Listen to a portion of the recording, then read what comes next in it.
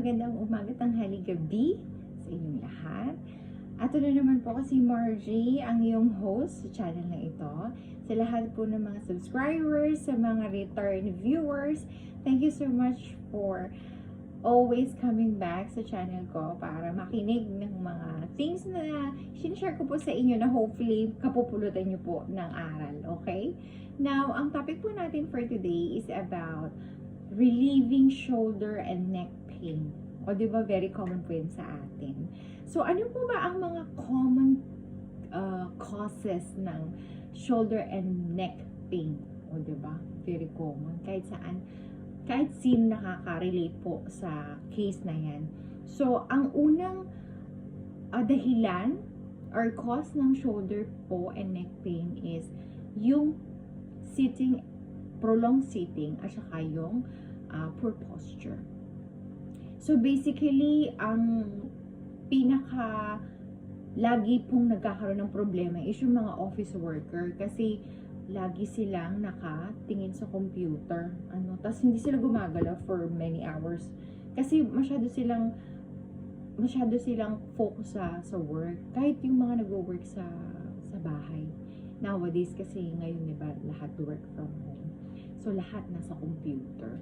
So, and then after a while, nag-start ka na mag-slouch.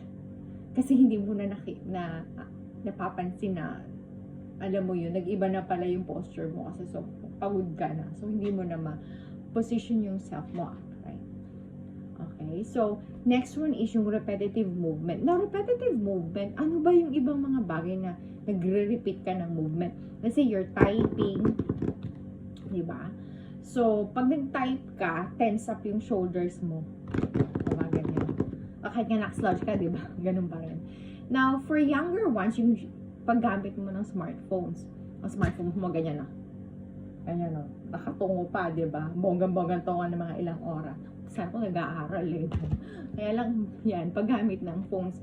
Like, and then for myself, ang sa akin is yung bag. Ang bagilya ko is sobrang bigat. Malalaki yung bag ko kasi feeling ko hindi ako komportable na wallet lang yung laman ng bag. So, the bigger my bag, ang dami ko rin talagang inilalagay. And mind you, hindi ko ginagamit ang mga bagay na nasa loob ng bag, diba? Weird. Pero ganun talaga. So, ang downside nun is stiff yung shoulder kasi heavy yung bag mo, diba? Tapos lagi kang lakad-lakad lang. Tapos hindi mo naman nililipat sa kabila. So, yun din ang isa sa nagiging cause ng pain.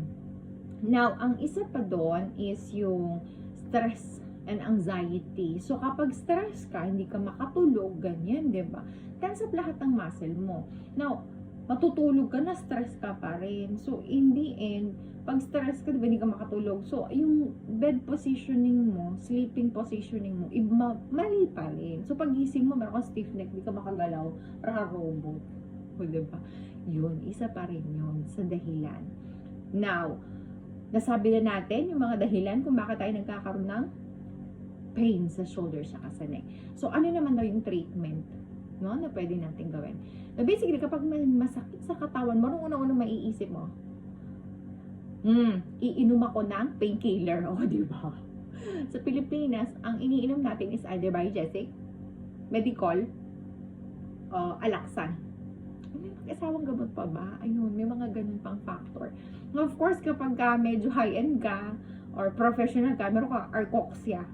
O, diba? Ano yun? Controlled medicine. So, hindi mo pwedeng basta-basta bilhin yata sa Mercury or something.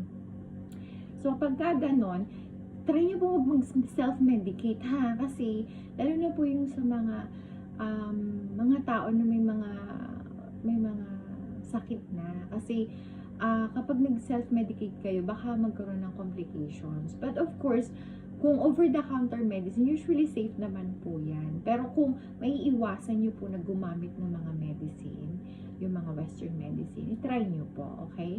Meron pa naman tayong alternative treatment na makakatulong sa inyo. Now, aside from pain medication, of course, professionally speaking, pupunta ka sa PT kasi ang PT ang mag-a-align sa'yo ng mga katawan mo, posture mo, ganyan, mag-help to increase yung strength ng muscle mo para makorek yung kung ano man yung stiff sa katawan mo. Kasi usually, pag stiff to, eto relax. So, kailangan mong i-strengthen siya para mag-balance, diba? So, ganun yung work ng PT. So, ina-align niya yung posture or yung alignment ng body mo para bumalik ka sa normal function mo.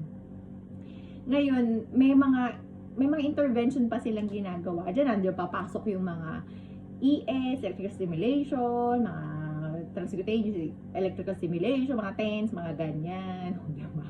Tapos meron pa sila mga hot packs, stretching, ganyan. So, yun po yung ginagawa ng PT. Ngayon, hindi kasi mura ang charges ng PT. Parang 2 decades ago, kung naaalala ko, ay tama, nung nagpa-practice pa po ako ng PT, 500 pesos per session. That was 2 decades ago. So, parang ngayon yata, depende pa sa geographical area mo. So, ang alam ko, ang charge ngayon is 1,200 per session. So, hindi ko lang kung 60 minutes, 90 minutes, mga ganon. So, depende po yun kung nasa ang location kayo, ano. And mind you, hindi pwedeng isang session lang kasi hindi siya totally cure in one session, okay? So, medyo mahal po ang magpa-PT, pero very effective talaga ang PT, okay? Now, aside to that, pwede rin tayong gumamit ng, or gumawa ng, or magpunta sa massage therapist. Kasi, may manipulation sila ng massages na makaka-release ng tension sa shoulder and back, lalo na kapag they're treating your full back. Kasi alam nila yung anatomy dyan. So, kung paano nila gagamitin yung mga Effleur rush, kneading and all that. So, may mga techniques po sila to relax your body. Now, compared yung costing po ng therapy, massage therapy, sa PT is parang half the price or mga 1/4 nung price ng PT nyo. Okay? So, again, hindi po siya marirelieve ng isang session. Okay? So, make sure na clear po tayo dyan. Wala pong magic sa treatment. Well, it depends pa sa severity or sa seriousness ng pain nyo. Kasi kapag naman yung starting or stage 1 pa lang naman ng pain, hopefully makukuha siya ng 1 session. Okay? Kapag yung severe na, kasi para sa atin tayong mga Pinoy, no, hindi natin iniinda yung mga ganyang pain. Kapag carry pa, madali lang yan, mawawala din yan hanggang sa hindi na tayo makagalaw. Saka pa lang tayo pupunta sa doktor or saka pa lang tayo may gagawin, diba? Huwag yun na intayin kasi ano na yun, hindi ka na makakagalaw, mas troublesome, diba? Now, of course, aside dyan, meron tayong, yun nga, na-mention ko kanina, yung hot and cold packs. Merong nabibili sa pharmacy na, alam niyo yung rubberized na container na pwedeng lagyan ng hot or cold water. So, yun pwede nyo gawin yun. Or kung medyo social kayo, ayaw nyo ng mga boiling, yung may microwavable na mga hot packs. So, yun, pwede nyo gamitin yun. Now, ilalagay nyo siya sa part ng pain nyo, 10 to 15 minutes. Okay? Para sa akin kasi ginagamit ko yung rubberized na container. Tapos kasi may wrapper na. So, make sure na i-wrap nyo siya ng towel. Kasi po ako magka-blister ko yun. The hotter, the better, diba? Para consistent yung heat. Tapos, pag yung heat nandun nasa tight muscle, magre-relax yun. So, you will feel relieved. Okay? Magle-less yung pain. Now, at tapos marireduce din yung discomfort niya, definitely. Now, that's some interventions na pwede nyo gawin kapag meron kayong pain sa shoulder and neck. Now, of course, kasi mga mahal yan. I'm not talking about free treatment, not unless meron kayong kamag-anak ng PT, o diba? Or massage therapist, o diba? At di makakatulong sila sa inyo kasi libre. Ngayon kung hindi, wala tayong magagawa. Now, we will jump into home remedies na tayo. Kasi, kunwari, nagpunta ka ng professionals, tinit ka nila for 1 session. Sinabi ko kanina, 1 session is not enough, right? So, kailangan mong i-follow up ng treatment sa loob ng bahay. Okay? So, ano ang pwede mong gawin? Alright? So, again, going back to hot and cold compress, gamitin yung sinabi kong hot packs for 10-15 minutes. Minimum talaga actually is 15 minutes. Pero kung talagang hindi nyo kaya yung ganun katagal, okay, 10 minutes. Okay, 10 minutes. Tapos, pag okay na, medyo malambot na yung muscles nyo, saka kayo mag-stretching. Okay? Ang stretching is sideways, 10 seconds hold, 10 reps. left and right. Okay, sa kabila naman, 10 seconds hold, 10 reps. Okay, tapos yung look down, 10 seconds hold, 10 reps. Tapos taas, 10 seconds hold, 10 reps. Okay, yun lang ang stretching. Hindi masyado complicated. Okay, so gawin nyo yon.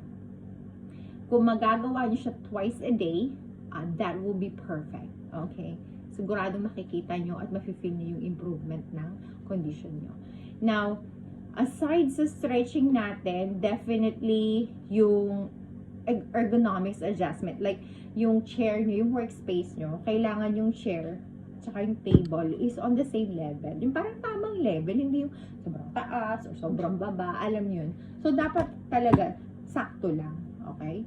Tapos yung upuan nyo, ano yung pag nagda-drive kayo, di ba, meron kayong nilalagay na parang backrest, yung may arch to improve your lumbar area. Yun, pwede nyo gamitin yun para may support kayo sa likod. Okay? Pag lagi kayong nasa office. Now, aside to that, pwede din kayong pwede rin kayong mag-follow ng techniques like yung sa breathing techniques or yung sa yoga, sa meditation. Hindi ako yoga person, pero sabi nila nakakatulong yun. So, pwede nyo itry yun. Now, of course, ako kasi, although PT ako, massage therapist din ako, hindi ko kaya massage sarili ko, yun ang problema. So, ang ginagawa ko is I'm using a massager, yung, alam niyo yung parang massage gun, yan. Yun, pwede nyo gamitin sa sarili mo. So, nakaka-relieve siya ng tension, in fairness. So, yun yung ginagawa ko for myself. Ayun. So, yun yung pwede nyo gawin sa bahay para ipabilisin yung result nung pag-relax ng muscles nyo sa likod at para matanggal din yung pain. Okay? So, kunwari, limited yung budget nyo, pwede nyo gawin yun sa bahay. Diba? Safe na pa. Okay. Now, pinaka-conclusion natin sa seriousness ng case na ito, since ito ay napaka-common sa ating lahat, is make sure na wag yun nang intayin na gumrabe yung sakit. Kunwari, nafe-feel nyo, parang medyo masakit yung leg ko. Gawin nyo na kagad yung stretching. Huwag yun nang intayin na mag-worsen pa kasi mas complicated tsaka mas mahirap. Okay? Now, of course, yung treatments na sinabi ko sa inyo, gawin nyo yung sa home remedies. That's very, very effective.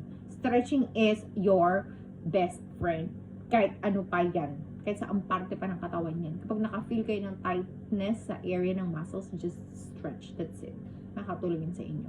Now, of course, yung maintain ang good posture. Okay, good posture is also one of the main key para ma-prevent ang stress at saka yung pain. Now, of course, kung lahat tayo is very disciplined, ang exercise ang pinaka-importante sa lahat. Kasi, aside from the fact na i-strengthen yung muscles ng per area ng katawan nyo, mame-maintain niya. Kapag strong at saka healthy yung muscles nyo, mame-maintain niya yung proper posture ng bones nyo. So, hindi mai-impinge or hindi matatrap yung kahit na anong nerve sa likuran nyo. Okay? So, maraming benefits ang exercise. So, make sure and gumawa kayo na paraan para magkaroon kayo ng make it a habit para ma-improve din yung lifestyle nyo, okay? Tsaka yung mismo katawan nyo, alright? So, yun lang po ang pinaka discussion natin for today. So, I hope may napulot po kayong aral. Kung meron po kayong katanungan, suggestions sa susunod na mga videos ko, please comment down below. Kapag meron po kayong concerns in other businesses, meron po akong link sa baba ng video na ito. Please visit my websites and all that. And I hope to see you in my next video. Thank you so much. Have a good day.